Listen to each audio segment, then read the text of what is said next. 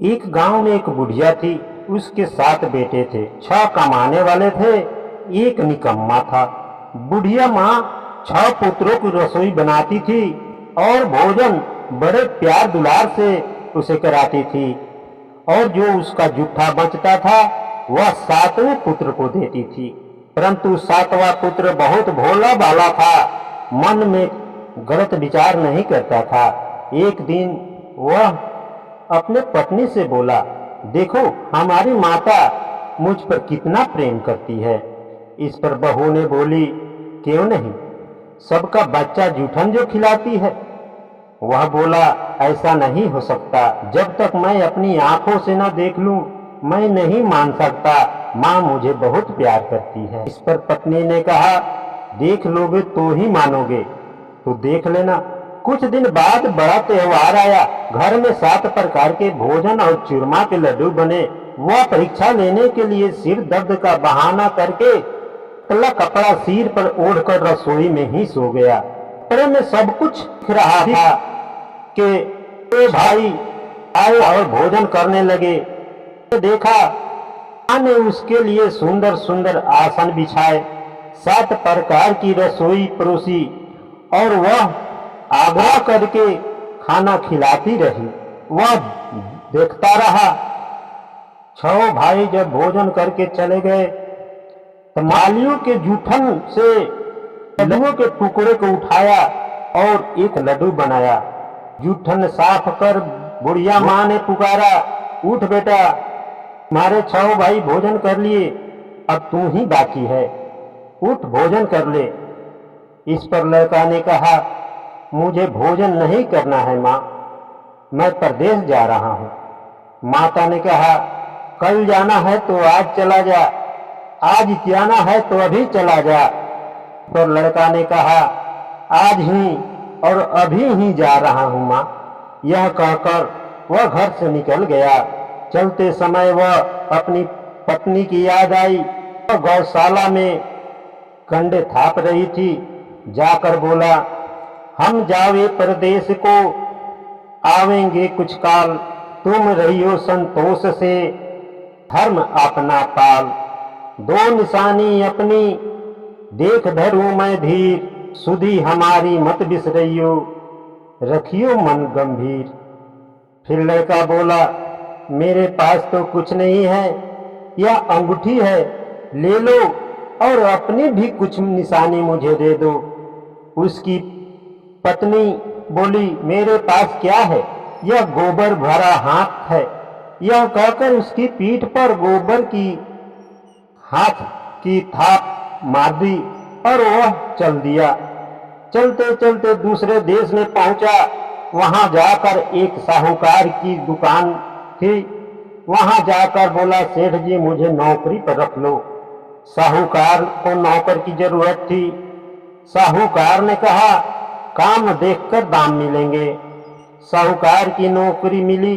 वह सवेरे 7 बजे से 12 बजे रात्रि तक काम करते रहा और करने लगा।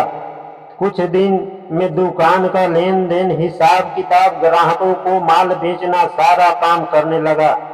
साहूकार के 7-8 नौकर थे, वह सब चक्कर खाने लगे, यह बहुत होशियार है। सेठ ने भी काम देखा और 3 महीने में उसे मुनाफे का साझेदार बना दिया। 12 वर्ष में वह नामी सेठ बन गया और मालिक का सारा कारोबार करने लगा। मालिक ने भी उस पर अपना कारोबार छोड़कर और बाहर चला गया। इधर बहू पर क्या बीती सो सुनो। सास ससुर उसे दुख देने लगे, सारी गृहस्थी का काम कराने लगे, उससे लकड़ी लेने के लिए जंगल में भेजने लगे। इस बीच घर की रोटियां के आटे से जो भूसी निकलती है उसकी रोटी बनाकर उसके लिए रख दी जाती थी और टूटे हुए नारियल की नरेली में पानी दे दिया जाता था। इस तरह दिन बीतते रहे। एक दिन वह लकड़ी लेने जा रही थी कि रास्ते में बहुत सी स्त्रियां संतोषी माता की व्रत करती दिखाई दी। वहां वह खड़ी होकर पूछने लगी, हे बहन, तुम किस देवता की व्रत करती हो? इसके करने के क्या फल होता है? इस व्रत करने की विधि क्या है? यदि तुम अपने इस व्रत का विधान मुझे समझाकर कहोगी तो मैं तुम्हारा बड़ा उपकार मानूंगी। तब उसमें से एक स्त्री बोली, सुनो, यह संतोषी माता का व्रत है। इसके करने का निर्धनता, दरिद्रता का नाश होता है, लक्ष्मी आती है, मन की चिंताएं दूर होती है, घर में सुख होने से मन को प्रसन्नता मिलता है और शांति मिलती है, निसंतान को पुत्र मिलता है, पति बाहर गया हो तो शीघ्र आ जाता है, कुंवारी कन्या को मनपसंद वर मिलता है, कलह कलेश की निवृत्ति, सुख शांति, घर में धन पैसा जायदाद आदि का लाभ होता है, और भी मन में जो कुछ कामना है वो सब संतोषी माता की कृपा से पूरी होती है, इसमें संदेह नहीं। वह पूछने लगी, यह व्रत कैसे किया जाता है, यह भी बताओ तो बड़ी कृपा होगी। तो वह स्त्री ने इसे बताया। यह सुन बुढ़िया की बहू वहां से चल दी, रास्ते में लकड़ी का बोझ को बेच दिया और उन रुपए से पूजा सामग्री खरीदी और व्रत की तैयारी करने लगी। आगे चली और सामने मंदिर देख पूछने लगी, यह किसका मंदिर है? सबने कहा, यह संतोषी माता का मंदिर है।